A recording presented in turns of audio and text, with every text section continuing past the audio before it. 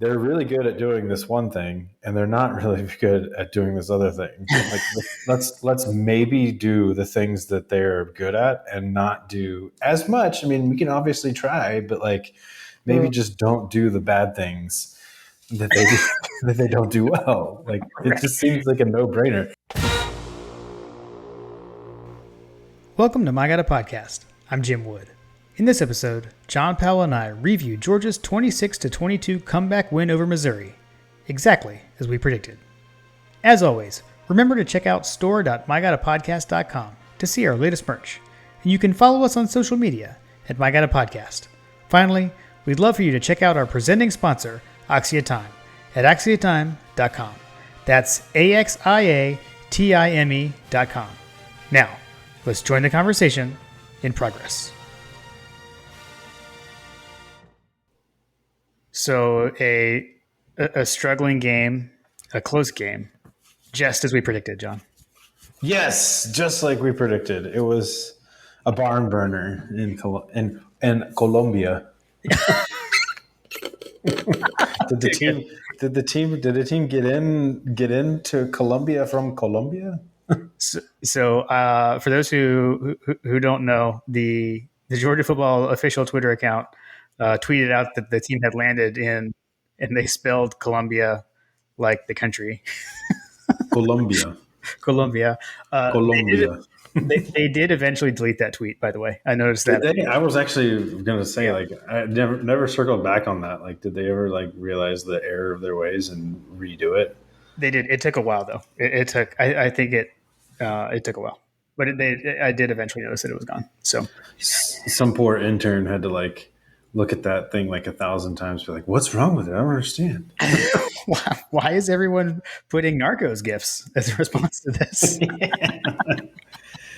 What would have been funny is if they had done that on purpose and then had the sound, the intro music from Narcos with the little guitar music. I mean, I definitely, I don't know. I love me some Pablo Escobar standing by the empty pool and staying on the swing. I feel like that's a quality internet meme. I feel like it was a little bit of foreshadowing for how we felt about the offense. It was a good tweet. You were like, did the offense go to Colombia? Like, what? Yes. So I actually, I didn't talk to you much during the day on Saturday beforehand. So I wanted to double check. Was your drive home fairly uneventful, like tropical storm-ish wise? Was everything okay? Yeah, dude. The way that storm panned out, it didn't impact us at all. Okay, good. My dad was freaking out about it. Hey, there's not going to be any gas. And I was like, it doesn't look like it's going to be that big of a deal. And then, I mean, obviously it was a big deal for those impacted, obviously. So from where we were, it wasn't a big deal. Yep. So yeah, no, there was no rain at all. Matter of fact, it didn't rain at all here. Yeah. It, we actually had school canceled on Friday for the kids because we thought it was going to be so bad. And at our house, it was fine. It was just rain, and it wasn't even crazy rain, but the winds were pretty high. There were some swirling winds. I had some friends, not in my neighborhood, but friends that live, I don't know, 15 minutes away had trees torn down and stuff. So I guess it wasn't great here. I know Raleigh got a lot worse than Charlotte, but at any rate. Wow, that's crazy. I mean, so it came back and hit everybody up the seaboard. Yep. Yeah. Other than the windy, I think it was a Tuesday or Wednesday. I think it was crazy windy. The umbrellas on the beach got blown over and stuff. So. Gotcha. Okay. Well, as for the game, we did not start off fast like we were kind of hoping we would. Took a while to get going. Interesting thing is, and they actually said this on the broadcast, it's the first time Georgia has overcome a double-digit halftime deficit to come back and win a game since the Rose Bowl. So interesting stat there. I suppose we haven't had a whole lot of double-digit deficits at halftime since the Rose Bowl either. I didn't go look to see how many times it has happened, but so I mean it's a pretty big comeback. I guess there's something to be said for that. Fighting through it, keeping your head in the game, and I don't know, finding a way to win. It's what championship teams do, John. Yeah, I mean, you just have a. So here's my takeaway from the game, and I'm sure that I'm not the only one that felt this way. You're watching it the whole time, and you're like, we're gonna turn this around eventually. Like there was never really a doubt, and I think that the stats and Josh did a great job of hashing out the advanced stats on the game, right?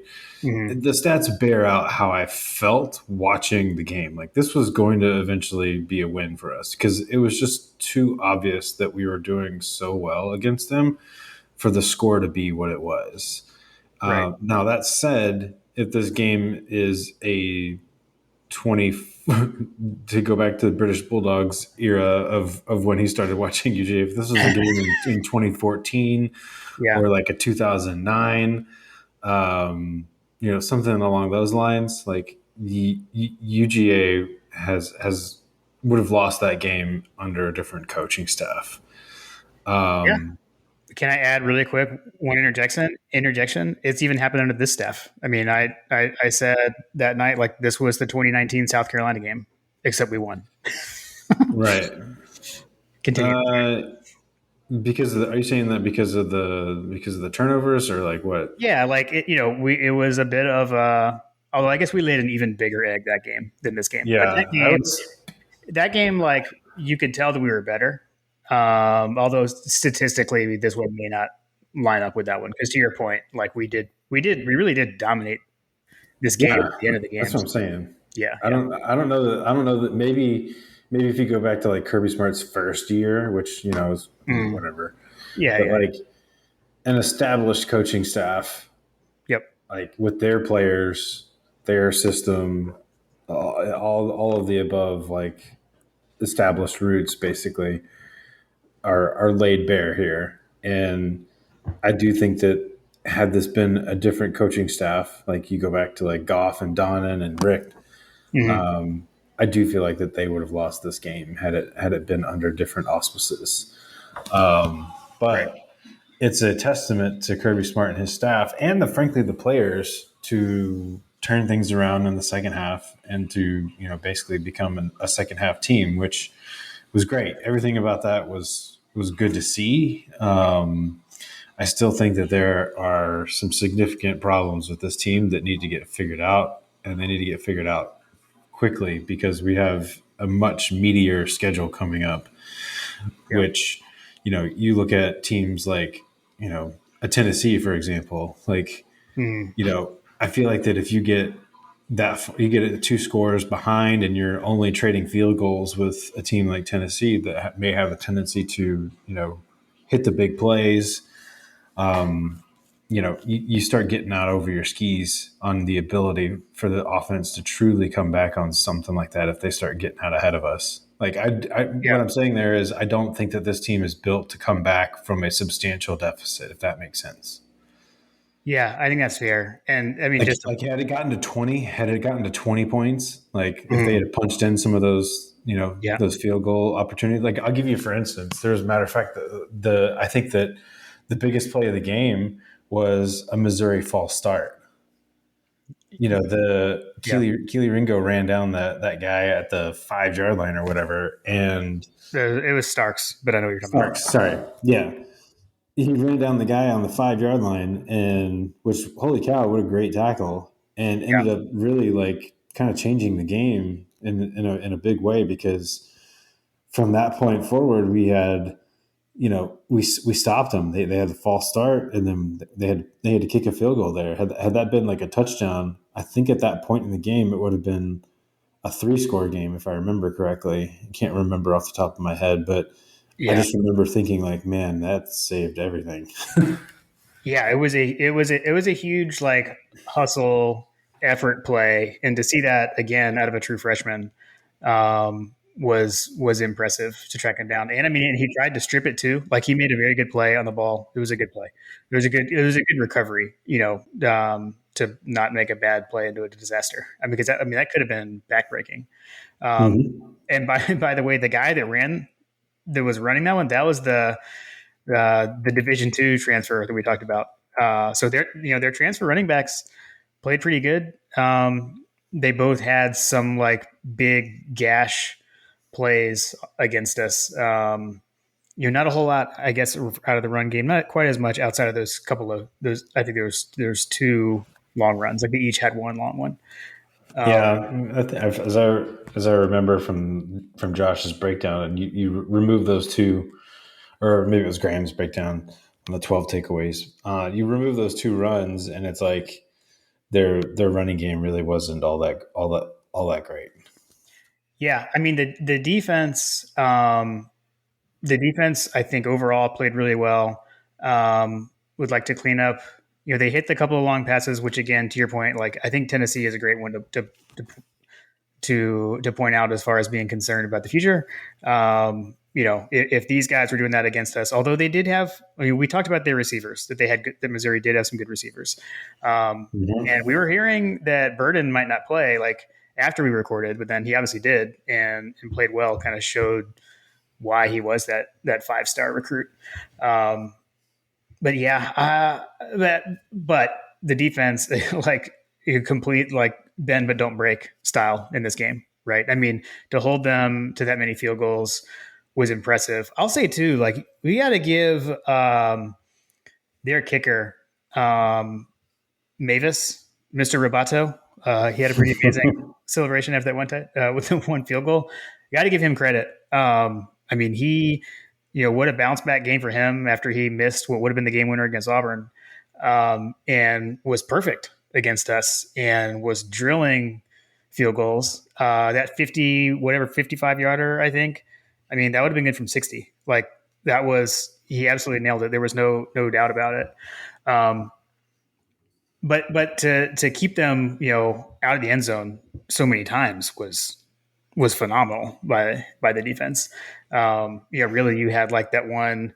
The touchdown pass to their tight end was blown coverage. I don't know. I am awaiting the Dogs Central Live film review because I couldn't tell exactly what happened other than someone messed up between Tyke Smith, Chris Smith, and I can't remember who else was out there. I think Lassiter. There was basically like they kind of faked a screen and the tight end faked like he was going to block and then went out and it was no one picked him up. But other than that, and then there was the two deep balls. I mean, there were concerning things. I mean, there was definitely bend but don't break, but some penalties. The deep balls are a little concerning, and we're gonna have to get that. We're gonna have to get that cleaned up going forward. Yeah, I agree. I mean, I think that it's just one of those things we just have to keep an eye on. I do think that we're talking about this particular game. I had forgotten about, and maybe I can't remember if we discussed it or not, but Bullard being out for this game. I wonder how much that changes things because he would have been at the star position, and Tyke Smith was pushing him for playing time, obviously. But yeah, I do wonder if we had a little bit more experience on those crucial downs, and frankly, like as we move forward, like if he's ever out or whatever, like are people going to start to pick on Tyke Smith, that kind of thing. I thought Tyke played. I mean, it was the first time we've really got to see him for a full game, right? And we've only seen him like in small packages and small doses. So I don't know. I felt like he held his own. I have not rewatched the game fully. I mean, he was the lowest graded defensive back that we had in the game. So I do think that kind of he was good, but he wasn't like, I don't think that he was off the charts good in comparison to the other players. Okay. Like I'd be curious to see like what Bullard's grade, how Bullard has graded out in his snaps this season. You know what I mean? Yeah. Fair. Yeah. So other than that, like, yeah, I mean, I would say that I'm not worried about the defense in any way, shape, or form. I mean, to have the field flipped on you that many times and have the field position battle basically get blown up on the first few plays of our offensive game plan. I hate to say it, but like Kendall Milton needs to step up. Like, sorry, Chris, but like the guy needs to step up. I expect him. We've talked about his ability to go between the tackles, like how he's an easy tackle. You know, the cutting ability that he has is not nearly what I feel like it was before. I mean, he still ended up having a pretty decent game, but like, dude, that fumble was absolutely like, especially after you broke off such a huge run and then to fumble the ball that way on basically, I think it was in our territory if I remember correctly, because it was like right Mhm. at the 50-yard line, and to have that just be the way that things started out, it was like, oh crap, here we go. Yeah, it was. I mean, it was like it wasn't quite as crazy, I guess, but it was like the start to the Kent State game, right? Where we're shooting ourselves in the foot. And you're right that it started off with a bad taste. You know, last Kent State, it was the muff punt. Here, it was that fumble. It definitely didn't help. Yeah, I don't know what the deal is with Kendall because, um, you know, I mean, he was the second leading rusher in the game, so we did have 63 yards. But it's things that I have seen him do before that he's not doing. That's what I want to point out. It's not that like he can't do some things. When he was a freshman, he was like just breaking tackles like crazy, running through people, and I don't. He's not running with. I'm going to say I don't feel like he's running with the same like anger. I guess like he was like an angry runner when he was a freshman. So I don't know if it's coming off of injury or what, but he just hasn't looked like himself. I feel like that's the best way I can put it. Um, I will say it was a surprise to see McIntosh in there starting. I think by the time kickoff came around, I think Kirby didn't give him the hopeful kiss of death, but we were hearing that he wasn't going to go. Then he goes out there and starts and led the team in rushing, on that bruised thigh and really made some Mm-hmm. huge plays. Had some big gash runs. He was the guy we went to on the 4th and 1. So on the first touchdown drive, we had a 4th and 1 inside the 5, which was they were calling it 4th and 1, but it was really 4th and 2, and we ran that jet sweep. And I mean, it wasn't blocked for him to get there. Like he had to run through a guy to get that first down. That was it. That was a huge play. So I thought that was good to see. I think Dejon Edwards, I mean, took all but one carry on the final drive of the game. We did get the Kirby Death March, manhood stealing drive to end the game where we got to take a knee, and it was pretty much all Dejon on the last Yeah, game. I that's definitely was going to be one of my highlights of this review was that given what I've seen from Kendall Milton, given how Dejan has graded out, particularly in a game where nobody was doing well, I feel like that this staff would be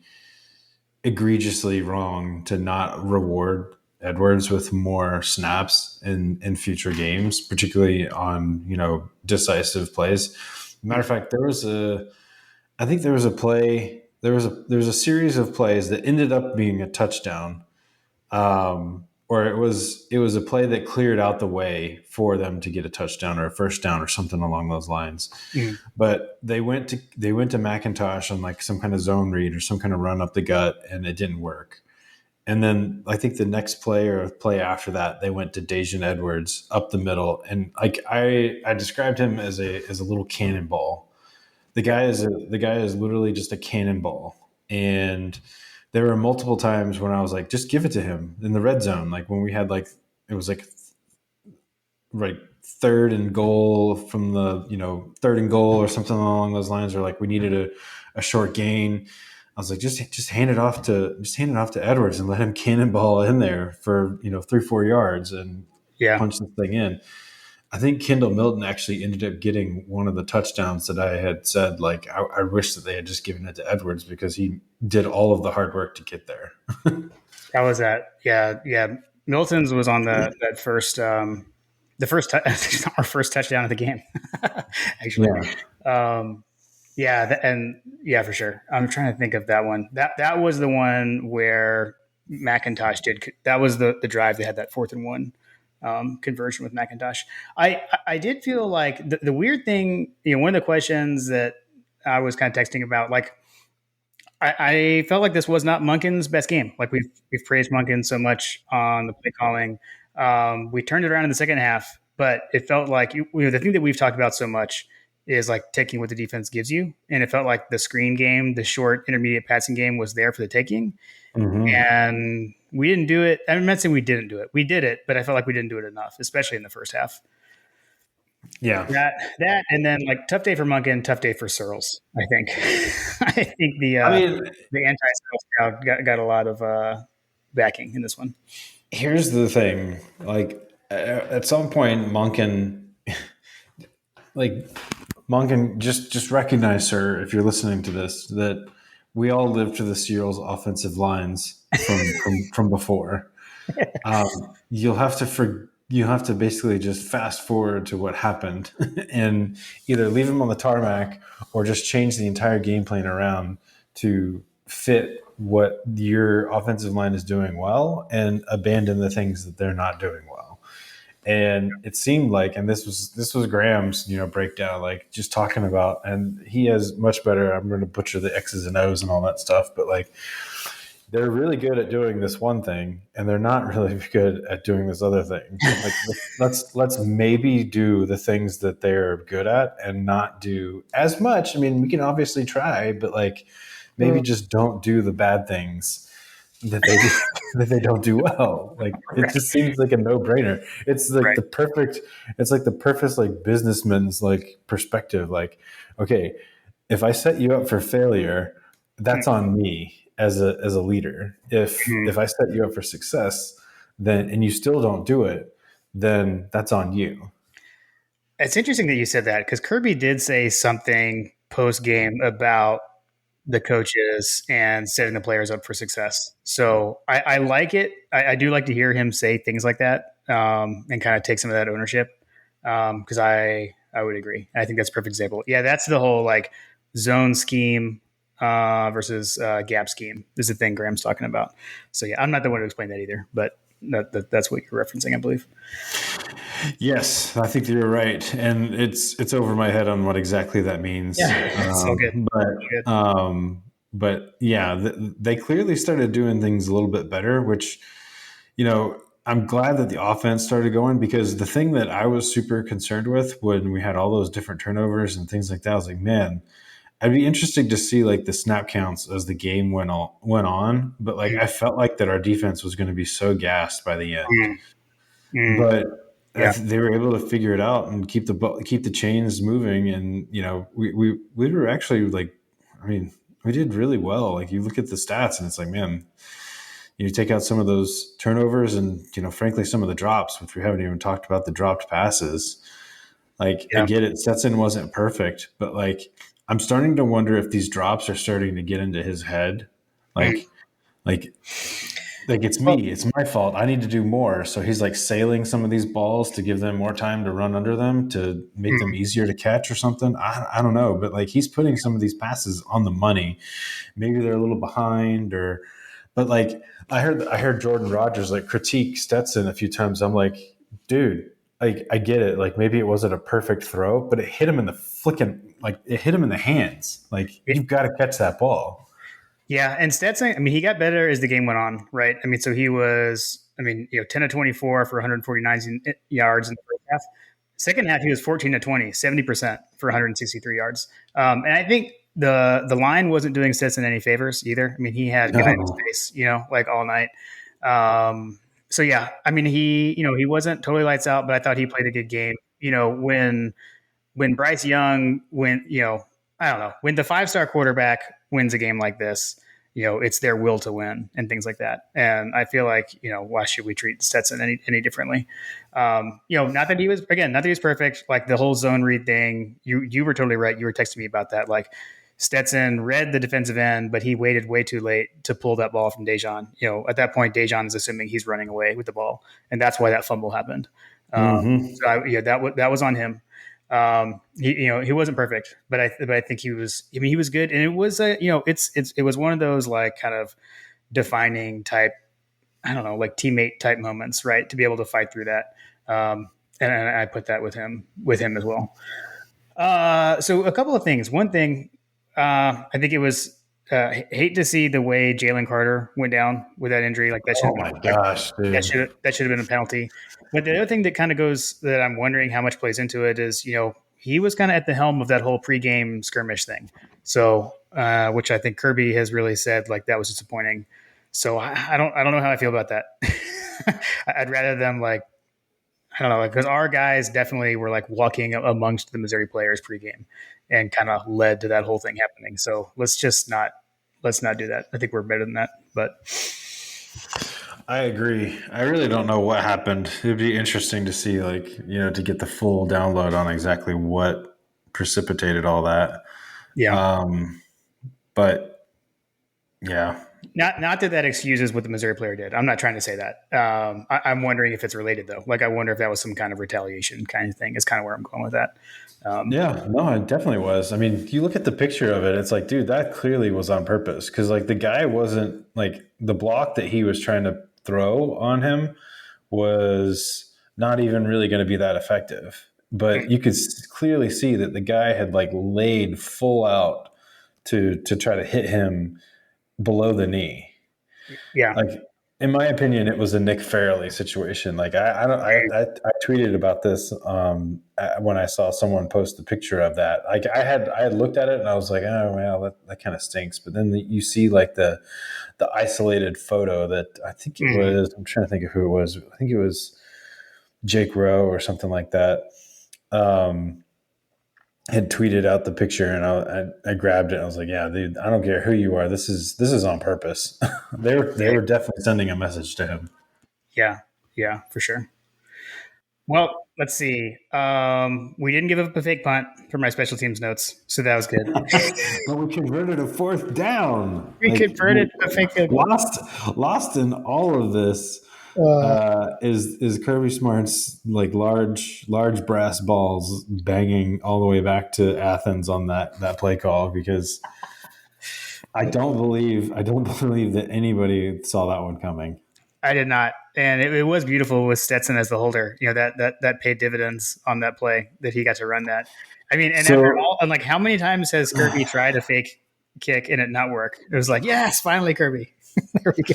Well, it wasn't. Justin Fields wasn't in the game. No, or Robert. This one was a designed run. This one was a designed run as opposed to a pass. True. Maybe that's been the issue this whole time.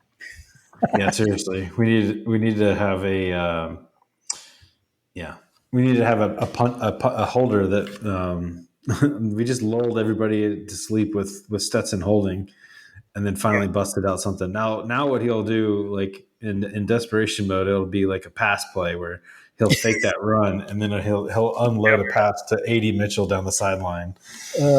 For sure. But yeah, dude, that was crazy. I will say that they actually played it pretty well. I think that he made a move.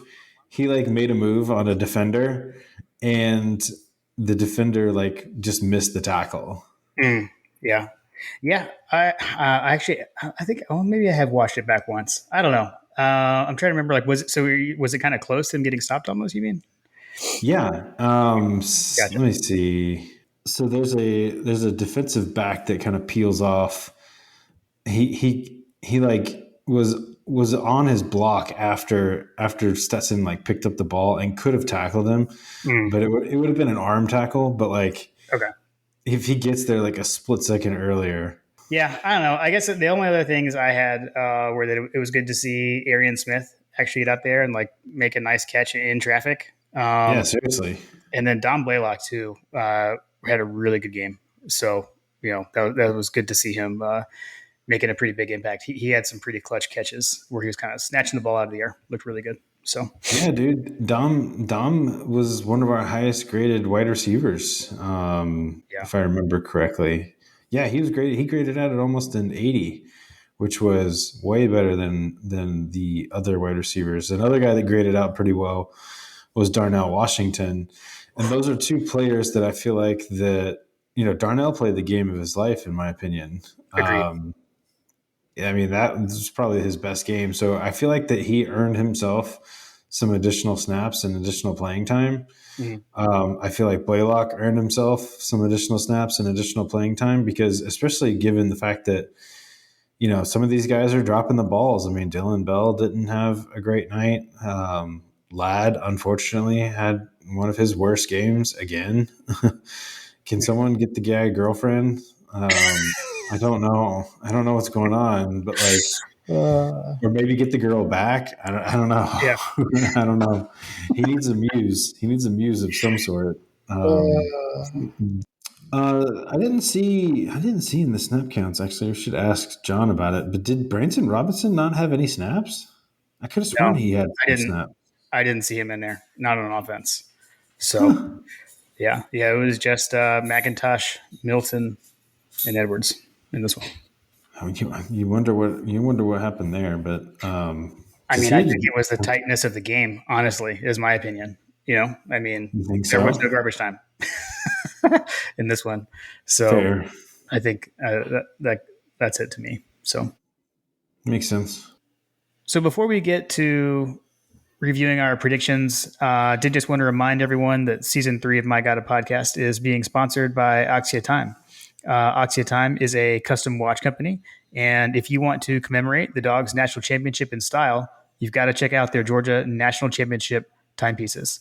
John and I both have one, and we are really loving our watches. They are Swiss-made watches, and would love for everyone to go out there and check them out. Exclusively for our listeners, you can get 10% off these timepieces by using code MyGottaPodcast at checkout. So we'd love for you to go check them out at axiatime.com. That's AXIATIME.com. All right, John. So let's take a look at the standings in coaches over-unders. So I'm not sure if you looked yet, but you have retaken the lead. So in this game, you went 7-1 on coaches over-unders. So the only one you got wrong was something on the defense. And I went 5-3. So you've now retaken the lead. You are now 25-15 on the year with coaches over-unders, and I am sitting at 24-16. So you've got it's like a 1-game lead. Yes. Awesome. So, yeah. I'm coming for you. Yeah. Thank you, Coach, for tracking these for us. On our score predictions, obviously we were way off. So let's see. We both had us like in the 40s. That's right. We both had 45. I had 45-10. You had 45-14. So actual 26-22. Not exactly what we had. Not exactly. No, not at all. I don't think anybody anticipated. I guess now we have to factor in, like, are we going to lay an egg in the turnover battle? Right. Oh man. Well, okay. So one more thing I did forget to call out. I've got a question for you, John. I'd like to hear your thoughts because I think I know how you feel about it. I think I know how most Georgia fans think about it. But I saw some opposing fans claiming that that Jamon Dumas Johnson chewing out Kamari Lassiter on the sideline was like a sign of like player infighting. So do you know the moment I'm talking about? There were a few times I saw Dumas Johnson. I saw him chewing out somebody actually on the field, as I recall. I didn't even see that. There was one that was on the sideline, like after the touchdown drive, I believe. He was laying into Lassiter. So I'd have to go back and look, but there was a distinct moment because he's number 10, right? Mm-hmm. Yeah. Yeah. So there was a distinct moment when I remember seeing him, like almost like that Nolan Smith, like get your butt over there. You're in the wrong position. Like I remember him like getting onto somebody in the secondary. I wonder if it was Lassiter. Yeah, it was definitely Lassiter on the sideline. That's what I don't know. I've seen some opposing fans kind of being like, "Oh, look at Georgia players fighting," but I don't know. Like I liked to see it. Like to me, that was kind of like a Nakobe Dean type moment. We've kind of been waiting to see who's going to be that field general, who's going to be lining guys up, and to me, it was a good sign of seeing Dumas Johnson starting to really show that leadership role on the field. So I was happy. I was pleased to see it. I do think that at some point there's going to have to be a reckoning between the players on who's in charge of this defense because, I hate to say it, but like we kind of questioned Jalen Carter's actions before the game. It's not exactly like a leader doing those things. You know what I mean? Not to say that Mm-hmm. he's not a leader, but like Right. like you said, I don't know who's in that Nolan or that N'Kobe Dean kind of mold that's calling people out. I know we talked about Nolan Smith being that guy, but like I'm not saying that he's not, but like it does seem like that there's a bit of a leadership vacuum on the defensive side of the ball this year. Which Yeah. talking about replacing all those defenders that went pro is definitely something that we're having to work through, Mm. but replacing the leadership that was over there is probably the bigger question. It is probably the bigger issue with what's going on the defense. Even though, like, I mean, what was their? I think the success rate for Missouri was like I think it was below 20%. I want to say it was in the teens. Yeah. No, yeah, it was quite low, and especially in the second half. I think they had like two successful plays in the second half, or something like that, Something or like something that. crazy, or Yeah. two successful rushing plays, something like that. Oh man.